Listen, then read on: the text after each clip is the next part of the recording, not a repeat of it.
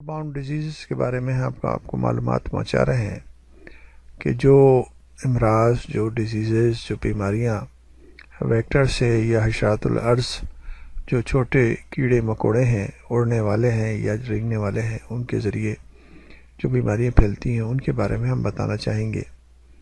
ہم نے آپ کو ڈینگی فیور، ملیریا اور اس کے بعد ایڈیز ایجپٹیائی کے بارے میں ہم نے آپ کو بتایا۔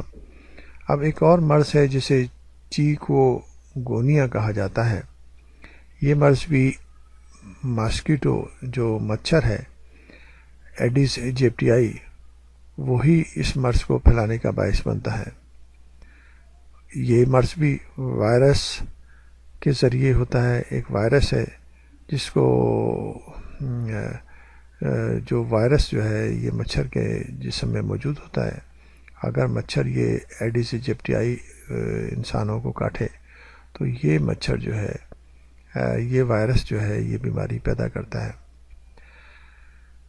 اس وائرس کا انفیکشن جو ہے وہ تقریباً ڈینگی فیور سے ملتا جلتا ہوتا ہے اور ٹرانسمیشن بھی اسی طرح ہوتا ہے۔ اس میں بھی ایکیوٹ فیبرائل فیز جو کہ بخار کی حالت ہوتی ہے وہ 2 سے 3 اور 5 دن تک موجود رہتی ہے۔ اس کنڈیشن میں بھی جوائنٹ پین، جوڑوں کا درد محسوس ہوتا ہے اور اس کے علاوہ جو ہے اور سائن سمٹم بھی ملتی جلتی ہوتی ہیں۔ اس بیماری کا جو دورانیہ ہے وہ 2 دن سے 12 دن تک ہو سکتا ہے، اور جیسے ہم نے آپ کو بتایا کہ فیور جو بخار ہے وہ تقریباً 40 ڈگری سینٹی گریڈ یا 104 تک پہنچ سکتا ہے۔ ساتھ میں جسم کے اوپر ریش بھی نمودار ہوتے ہیں۔ ریش جو ہیں وہ جیسے جو وائٹ جو جسم کے اوپر سرخ رنگ کی چکتے سے جو ہوتے ہیں وہ بازوؤں پہ اور جسم کے مختلف حصوں پہ نمودار ہوتے ہیں۔ ساتھ میں جوڑوں کا درد بھی ہوتا ہے جسے آرتھرائٹس، اور ملٹیپل جوائنٹس اس کے اندر انوالو ہو جاتے ہیں۔ اس کے علاوہ کچھ نان اسپیسیفک سائن سمٹم بھی ہوتی ہیں جس میں سر کا درد ہے، متلی ہے، نوزیا، وومٹنگ ہے۔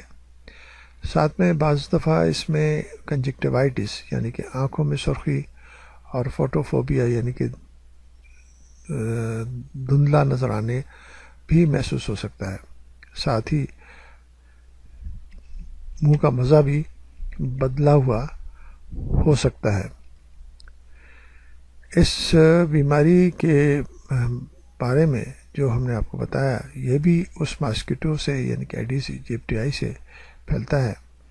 اس کو کنٹرول کرنے کے لیے جو بھی سائن سمٹم، جو علاماتیں ظاہر ہوتی ہیں، بخار کی کیفیت ہے یا اور جو بھی کیفیت ہیں، ان کو کنٹرول کرنے کے لیے وہی طریقہ کار اڈاپٹ کیے جاتے ہیں جو دوسرے بخاروں میں استعمال ہوتے ہیں۔ یعنی کہ ایسی دوائیں دی جا سکتی ہیں جن کے ذریعے بخار کم ہو جائے، جوڑوں کا درد کم ہو جائے اور مریض کو افاقہ ہوگا۔ سب سے اہم بات یہ ہے کہ جیسے ہم نے آپ کو بتایا ہے کہ اس مرض سے بچنے کے لیے بھی آپ کو چاہیے کہ اپنے آپ کو مچھروں کو کاٹنے سے بچائیں۔ مچھروں کی جو بریڈنگ گراؤنڈ ہیں ان کو ختم کریں۔ جہاں پر مچھر موجود ہیں ان کو بہتر طریقے سے کنٹرول کرنے کی لیے کوشش کریں۔ جیسے ہی اس مچھر کی خصوصیات ہیں، اس کی عادت ہے کہ صبح اور شام کے وقت یہ نکلتا ہے اور گھروں میں داخل ہو کر انسانوں کو کاٹنے کی کوشش کرتا ہے۔ صبح اور شام کے وقت گھر کے دروازے، کھڑکیاں بند رکھیں۔ کھڑکیوں پر ماسکیٹو نیٹ لگی ہونی چاہیے۔ اگر کچھ مچھر گھر میں داخل ہو ہی جائیں، کمروں میں داخل ہو جائیں، تو سونے سے پہلے گھر میں اسپرے کریں، کمروں میں اسپرے کریں۔ اپنے آپ کو مچھروں کے کاٹنے سے بچائیں، ماسکیٹو نیٹ استعمال کریں۔